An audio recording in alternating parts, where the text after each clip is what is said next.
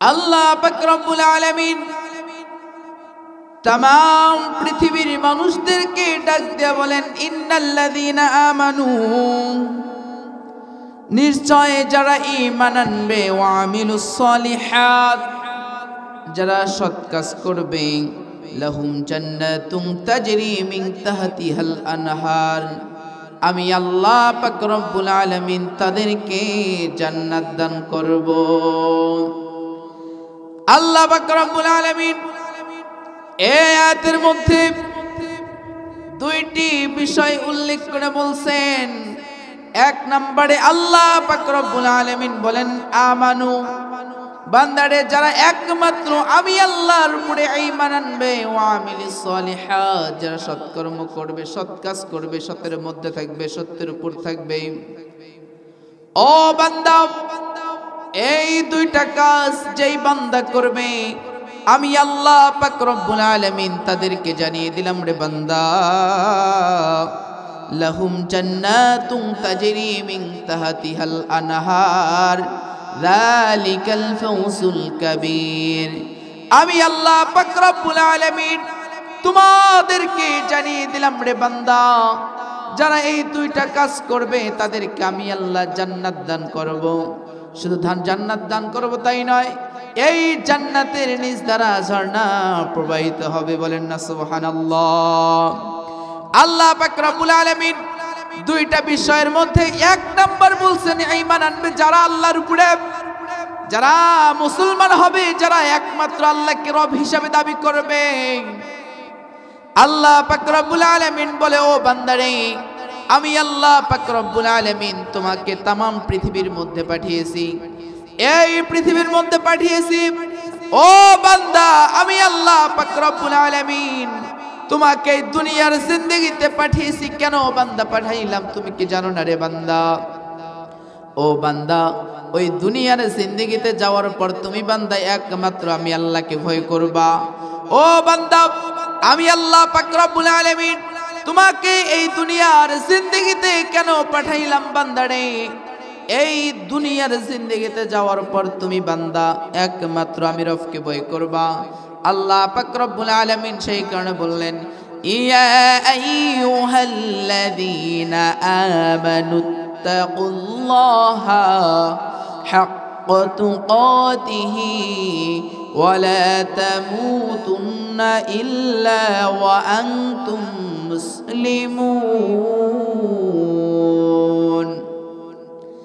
আল্লাহ পাক রব্বুল আলামিন এই আয়াতের মধ্যে বলেন ইয়া আইয়ুহাল্লাযীনা আমানু হে ঈমানদারগণ হে মুমিনগণ হে মুত্তাকিনগণ আত্তাকুল্লাহ একমাত্র বান্দা তোমরা দুনিয়ার জিন্দেগিতে ভয় করো আমি আল্লাহকে।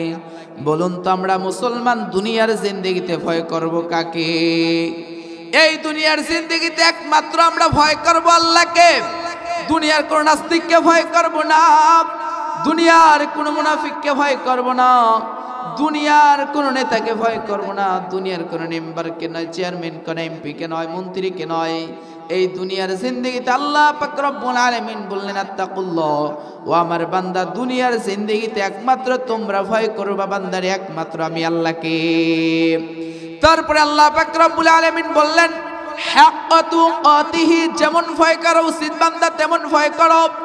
ও বান্দা যেমন ভয় করলে তোমার অন্তরের মধ্যে একমাত্র আমি আল্লাহর ভয় থাকবে, যেমন ভয় করলে তোমার অন্তরের মধ্যে একমাত্র আমি আল্লাহর ভয় কাঁপুনি উঠবে। কেননা বান্দা যখন মসজিদের মধ্যে আজান হয়ে যাবে তোমার অন্তরের মধ্যে যদি একমাত্র আমি আল্লাহর ভয় থাকে রে বান্দা কখনো তুমি নামাজ ছাড়বা না। যখন মসজিদের মধ্যে আজান হয়ে যাবে নামাজ ছাড়বা না। যখন কোনো জায়গায় কোরআনের কথা বলা হয় ওই জায়গা থেকে উঠে যাইবা না। ও বান্দারে তোমার অন্তরের মধ্যে যদি আমি আল্লাহর ভয় থাকে রে বান্দা হাক্কা তুকাতিহি ও বান্দারে তুমি যদি যেমন ভয় করছিস তেমন ভাবে ভয় করো রে বান্দা শুনে রাখো কখনো তুমি বান্দা খারাপ কাজের মধ্যে যাইবা না, অশ্লীলতার মধ্যে যাইবা না, বেহায়াপনার মধ্যে যাইবা না। ও বান্দা আমি আল্লাহ পাক রব্বুল আলামিন বললাম ওয়ালা তামুতুন্না ইল্লা ওয়া আনতুম মুসলিমুন খবরদার বান্দারে মুসলমান না হওয়া পর্যন্ত তুমি বান্দা মৃত্যুবরণ করিও না। সম্মানিত প্রিয় ভাইয়েরা আমার, আল্লাহ পাক রব্বুল আলামিন এই আয়াতের প্রথম বললেন কিন্তু ইয়া আইয়ুহাল্লাযীনা আমানু, হে ঈমানদারগণ, হে মুমিনগণ। আবার আল্লাহ পাক রব্বুল আলামিন বললেন নাত্তাকুল্লাহ, বান্দারে ভয় কর আমি আল্লাহকে। তারপরে বললেন হাক্কা তুকাতিহি, যেমন ভয় করো তেমন ভয় করো। লা তামুতুন্না ইল্লা ওয়া আনতুম মুসলিমুন, খবরদার বান্দা মুসলমান না হওয়া পর্যন্ত তুমি বান্দা মৃত্যুবরণ করিও না। ও সম্মানিত প্রিয় ভাইয়েরা আমার, যে আল্লাহ পাক রব্বুল আলামিন আমাকে আপনাকে এই দুনিয়ার জিন্দেগিতে পাঠিয়েছেন, সেই আল্লাহ নিজেই বললেন বান্দারে ইয়া আইয়ুহাল্লাযীনা আমানু, সেই আল্লাহ নিজেই বললেন আমানু, ঈমানদার বলে ঘোষণা করলেন, মুমিন বলে ঘোষণা করলেন। আবার সেই আল্লাহ কিন্তু নিজেই বলে দিলেন ওয়ালা তামুতুন্না ইল্লা ওয়া আনতুম মুসলিমুন, খবরদার বান্দা মুসলমান না হওয়া পর্যন্ত মৃত্যুবরণ করিও না। ও সম্মানিত প্রিয় ভাইরা আমার, এখানে আমাদের বুঝতে হবে যে আল্লাহ পাক রব্বুল আলামিন আমাদেরকে দুনিয়ার জিন্দেগিতে মুসলমান ঘরে জন্ম দিয়ে পাঠাইছেন। এই দুনিয়ার জিন্দেগিতে একমাত্র ওই রবেরই হুকুম পালন করতে হবে। দুনিয়ার জিন্দেগিতে কোন নাস্তিকের গোলামি করা যাবে না, কারণ আল্লাহ পাক রব্বুল আলামিন বললেন ওয়াকিমুস সালাতা ওয়া আতুস যাকাত ওয়ারকাউ মা'আর রাকিঈন।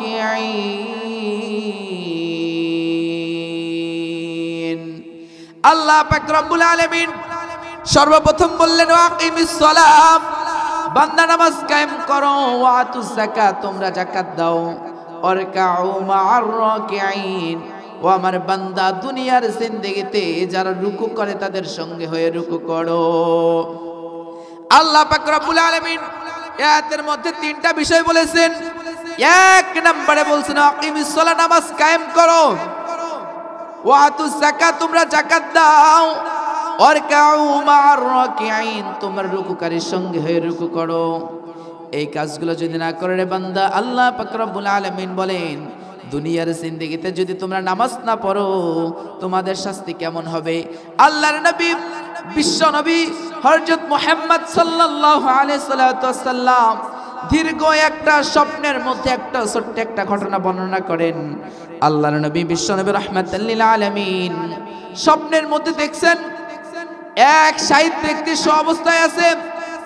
ওই শহীদ ব্যক্তির কাছে বিশাল একজন লোক দাঁড়িয়ে আছে, তার হাতে ছিল বিশাল একটা পাথর। ওই পাথর দিয়া যেই শহীদ ব্যক্তি অবস্থায় তার মাথার উপরে আঘাত করে, তার হাড্ডিগুলা ভেঙে চুরমার হয়ে যায়, তার হাড্ডিগুলা ভেঙে চুরমার হয়ে যায়। আল্লাহর নবী দেখতে পান একবার আঘাত করে হাড্ডিগুলা ভেঙে যায়, আবার কেমনে যেন জোড়া লাগায়, আবার পাথর মারে, আবার হাড্ডিগুলা ভেঙে চুরমার হয়ে যায়। আল্লাহর নবী বিশ্ব নবী রাহমাতাল লিল আলামিন জিবরাইল আলাইহিস সালাতু ওয়াস সালামকে ডাক দিয়ে বলেন ইয়া হযরত মুহাম্মদ সাল্লাল্লাহু আলাইহি সালাতু ওয়াস সালাম, জিবরাইল আলাইহিস সালাতু ওয়াস সালামকে ডাক দিয়ে বলে ও ভাই জিবরাইল, এই লোকটাকে কেন এইভাবে পাথর মারা হয়, কেন এইভাবে আঘাত দেওয়া হয়, কেন এইভাবে শাস্তি দেওয়া হয়? জিবরাইল আলাইহিস সালাতু ওয়াস সালাম উত্তরে বলেন ইয়া রাসূলুল্লাহ, ইয়া হাবিবাল্লাহ, নবী গো, এই লোকটাকে শাস্তি দেওয়ার কারণ হচ্ছে এই লোকটা দুনিয়ার জিন্দেগিতে যাওয়ার পর একমাত্র রবের হুকুম নামাজ কায়েম করতো না। এই ব্যক্তি নামাজ পড়তো না, এই ব্যক্তি রোজা রাখতো না, এই ব্যক্তি যাকাত দিত না। এই কারণে তার কবরে কিয়ামত পর্যন্ত এইভাবে দেখছেন একজন ফেরেশতা তাকে যে পাথর দিয়ে আঘাত করছে, কাল কিয়ামত পর্যন্ত তাকে এইভাবে আঘাত দেওয়া হবে। বলেন না নাউযুবিল্লাহ। ও সম্মানিত প্রিয় ভাইরা আমার, ওই কবরের মধ্যে যদি শান্তিতে থাকতে চান একমাত্র এই দুনিয়ার জিন্দেগিতে রবের দেওয়া হুকুম, রবের দেওয়া বিধান, একমাত্র রবের দেওয়া সবকিছু আমাদের পালন করতে হবে। কেননা এই দুনিয়ার জিন্দেগিতে আমাদের হাত দিয়েছেন আল্লাহ, আমাদের পা দিয়েছেন আল্লাহ, আমাদের জবান দিয়েছেন আল্লাহ।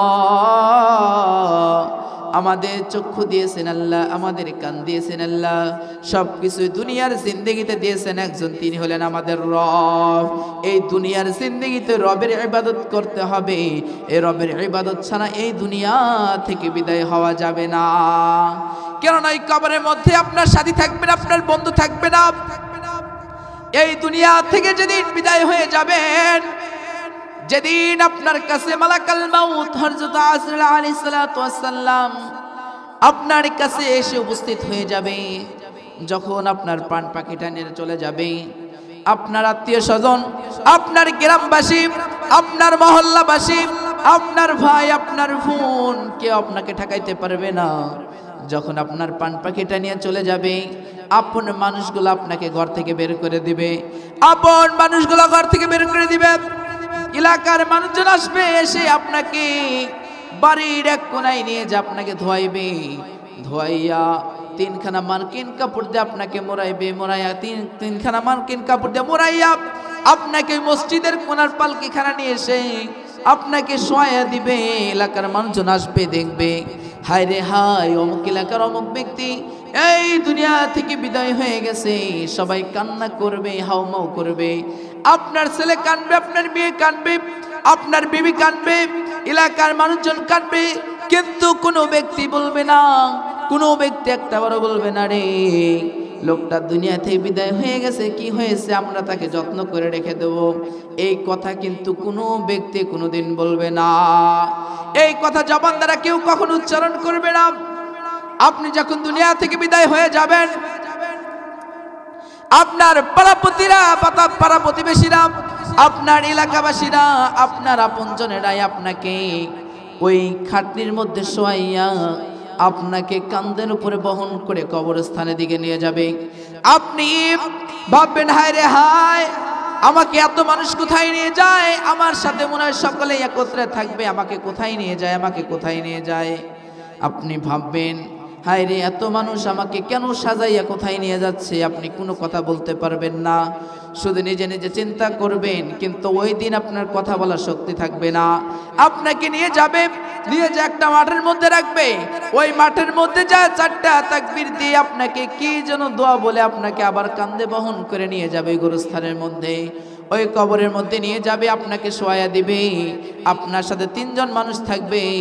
যখন আপনার সাথে তিনজন মানুষ যাবে, ওই কবরের মধ্যে নামবে, আপনি তখন বলবেন হায় রে হায়, আমার সাথে এতগুলা মানুষ আসলো, এত সুন্দর করে সাজাইলো, কিন্তু সকলেই আসলো, কিন্তু কেউ নামলো না, মাত্র তিনজন মানুষ নামছে।